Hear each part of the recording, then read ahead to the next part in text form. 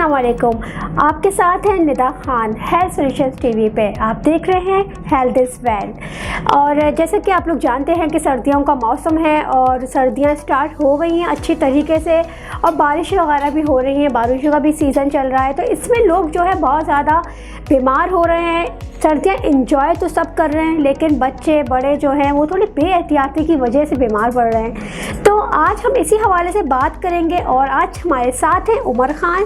तो आइए इनसे हम बात करते हैं। अस्सलाम वालेकुम। वालेकुम अस्सलाम। कैसे हैं उमर साहब आप? अल्हम्दुलिल्लाह। और जैसा कि आप जानते हैं कि आजकल सर्दी कराची में भी अच्छी खासी सर्दियाँ हो गई हैं। जी, सर्दियों का मौसम है, दुनिया के हर कोने में सर्दी है। यहाँ तक सिब्बी और जैकबाबाद में भी इस वक्त सर्द मौसम है। सही। तो कराची में तो इसलिए सर्दी ज़्यादा लोगों को महसूस हो रही है क्योंकि कराची में गर्मी भी ज़्यादा पड़ती है। सही। तो लोगों की जो बॉडी है वो गर्म एटमॉस्फेयर की आदी बन चुकी है। फिर समंदरी हवाएं जब उसमें शामिल हो जाती हैं तो वो सर्दी जो है नमी के साथ दाखिल होती है इंसान के जिस्म में। और कराची की सर्दी बनिस्बत दूसरे शहरों की सर्दी के ज़्यादा ख़तरनाक है। सही। अच्छा, तो ये बताएं कि सर्दियां जैसे है और इसमें सर्दी में खाना पीना डाइट हम लोगों को किस तरह की रखनी चाहिए?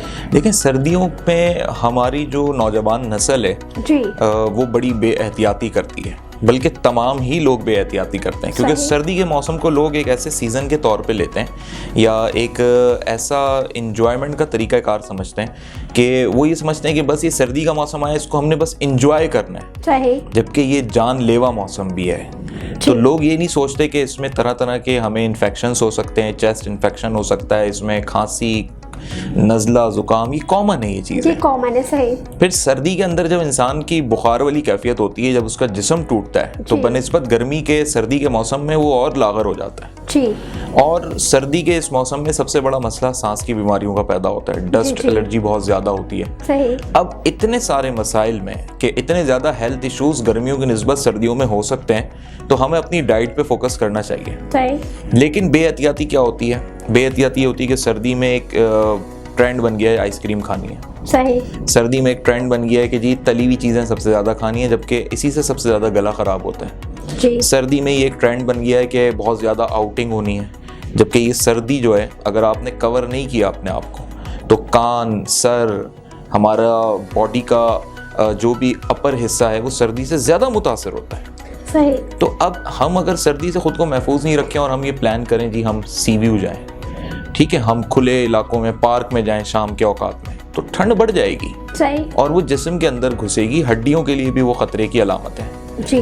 तो लोगों ने ये ट्रेंड बना लिया है कि हमें विंटर को एंजॉय करना है। मैं कहता हूँ एंजॉय करें, लेकिन एहतियात के साथ। मतलब एंजॉय करें। ज़ाहिर है हमारे यहाँ जो है सर्दियाँ बहुत कम आती हैं और लोग इसका पूरी साल इंतज़ार करते हैं जो सर्दियों के शौकीन होते हैं। तो ये है कि सर्दियों में एंजॉय करें लेकिन एहतियात करें। अच्छा, एहतियात जो है आप कपड़ों के उस पर कह रहे हैं या खाने हर चीज़ में, खाने पीने नहाने तक में एहतियात करें। सही। कि अगर आपके नहाने का ये रूटीन बन चुका है कि आप गर्मियों में 4-4 दफ़ा नहाते हैं, तो आप सर्दियों में अगर 4-4 दफ़ा नहाएंगे तो यकीनी तौर पे वो जिस्म में जो नमी आपके होगी, स्किन आपकी मतलब डैमेज होना शुरू हो जाएगी। अच्छा, हाथ की जो खाल लोगों की फटने लगती है, एक तो वो कैल्शियम की भी कमी होती है। अच्छा। दूसरा उसके अंदर जो बड़ा मसला आता है वो यही है कि पानी में आप जितना सर्दियों में हाथ दे के रखेंगे, अच्छा, वो उतना ज्यादा आपकी स्किन को नुकसान पहुंचाएगा। होंठ फटने लगते हैं, ड्राइनेस कितनी ज्यादा हो जाती है। सही। अच्छा, पानी का लोग इस्तेमाल कम करते हैं सर्दियों में, जो ये एक बड़ी गलती है लोगों की, क्योंकि प्यास लगती नहीं है। प्यास ना भी लगे तो आप अपने आप को किसी ना किसी एक्टिविटी में लेकर आए। सही। ठीक है, अब लड़कियां हैं घर के कामों में अपने आप को एंगेज करें, लड़के हैं बाहर जरा अपनी चहल पहल बढ़ाएं, एक्टिविटी को बढ़ाएं। सही। जब आप एक्टिविटी को बढ़ाएंगे पसीना आएगा, प्यास लगेगी ऑटोमेटिकली। अब आप एक बंद कमरे में बैठ के सोचें तो अगर आप गर्मियों में भी एयर कंडीशन रूम में बैठे हो तो प्यास नहीं लगेगी आपको। अच्छा, ऐसा होता है कि सर्दियों में काम करने का दिल नहीं चाहता। काफ़ी लोग होते हैं कि वो बस ब्लैंकेट्स लेके बैठे हुए होते हैं, काम ही नहीं करते, खाते रहते हैं, वेट बढ़ता रहता है। और बिल्कुल, सर्दियों में सबसे ज़्यादा वेट बढ़ता है, वो इसी वजह से कि कुछ करने को दिल नहीं चाहता। बिल्कुल, कुछ करने के दिल के अलावा भी बात यह है कि लोग सर्दी के मौसम को उस तरीके से नहीं लेते, बस एक आम मौसम समझते हैं। जबकि मैं समझता हूँ गर्मियों से ज़्यादा सर्दियों की तैयारी करनी चाहिए। तो एहतियात भी करनी चाहिए, तैयारी भी करनी चाहिए, लेकिन बगैर तैयारी के आप सर्दियों में दाखिल होते हैं। लेकिन जब गर्मियाँ आती हैं तो आप तैयारी करते हैं ना कि हमें गर्मी से बचना है, हीट वेव है, हीट स्ट्रोक ना हो जाए। सर्दियों के अंदर भी 10,000 किस्म के इन्फेक्शंस, बीमारियां, वायरसेस होते हैं। सर्दियों के अंदर भी जो है मौसम सरमा हमारे जिस्म के लिए ख़तरनाक होता है, लेकिन खाने पीने से लेके पहनने ओढ़ने तक कोई तैयारी नहीं होती, सिवाय इसके कि बस गर्म कपड़े निकल आते हैं, ब्लैंकेट निकल आती है बस, या शॉपिंग कर ली लोगों ने। सही नहीं, लेकिन पता है क्या, खाने पीने की जो एहतियात की हम बात करेंगे तो वो इस पे है कि गर्म चीज़ें जो ज़्यादा इस्तेमाल करें सर्दियों में। हाँ, ड्राई फ्रूट का इस्तेमाल करें, फ्रूट का इस्तेमाल मॉर्निंग में करें, सूप वगैरह, सूप का इस्तेमाल ज़रूर शाम में या रात के डिनर में रखें ताकि आपके अंदर गर्माहट रहे, क्योंकि इवनिंग में सर्दियों में ज़्यादा ठंड बढ़ जाती है। और जो लोग लकड़ियाँ जला के या जो हीटर होता है या आग लगा के जो अपने हाथ सेकते हैं, ये ज़रूरी है, ये एक थेरेपी है। अच्छा, अगर आपने हीट थेरेपी अपनी बॉडी के साथ नहीं की सर्दियों में तो आपको आने वाले मौसमों में इसका नुकसान उठाना पड़ता है। अच्छा, तो ये बहुत ज़रूरी चीज़ है। अब आप सोचें, क्या लोग सिर्फ सर्दियों में बंद कमरे में ब्लैंकेट ओढ़ के बैठ जाएं और कवर करके, और वो कोई हीट थेरेपी ना करें? सही। अच्छा, मैं तो ये करती हूँ कि सुबह जब देखती हूँ ज़्यादा हीटर, यहाँ कराची में हीटर वाली तो सर्दियाँ नहीं होती हैं, लेकिन अक्सर सुबह उठते हैं तो मुँह हाथ धो के अच्छी खासी सर्दी लग रही होती है, या कभी जैसे वज़ू वगैरह इंसान करे तो उस वक्त अच्छी खासी सर्दी होती है।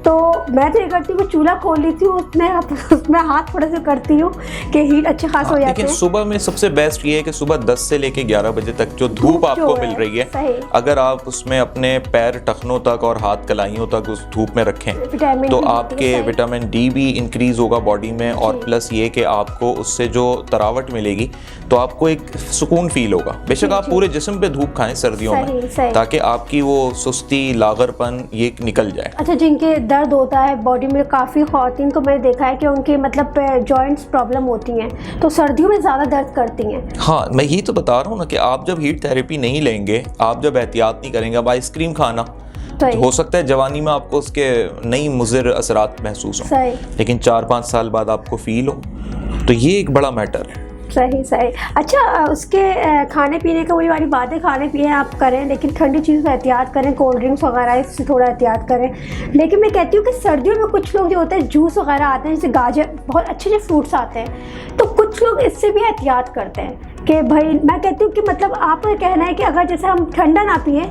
फ्रेश जूस निकाल के आपके स्किन के लिए बहुत अच्छा है। कुछ लोग कहते हैं जूस पीने की मनादी नहीं है, लेकिन आप देखें ना जूस में कैलोरीज कितने होते हैं। सही। तो जूस पीने से पहले आप एक्सरसाइज करें, आप किसी ऐसे मरहले से गुजरें कि आपको पसीना आए, आप घर का ही काम कर लें, घर का काम नहीं भी करना हो, बाहर का अगर कोई काम है, आना जाना है, उसके बाद आके जूस पिएं, ताकि आपके विटामिन्स और आपके जो कैलोरीज हैं वो कवर रहें, वो एक लिमिट से आगे ना बढ़ें। जी जी। अब आप ये सोचें जी, सर्दियों का ज़माना है, अच्छे अच्छे फ्रूट आए हुए, वेजिटेबल आई हुई, आपने धड़ाधड़ जूस निकाला और 2-2 3-3 गिलास आपने पी लिया और कोई एक्टिविटी नहीं है, तो आपने समझे अपने आप को फुला लिया। जी सही।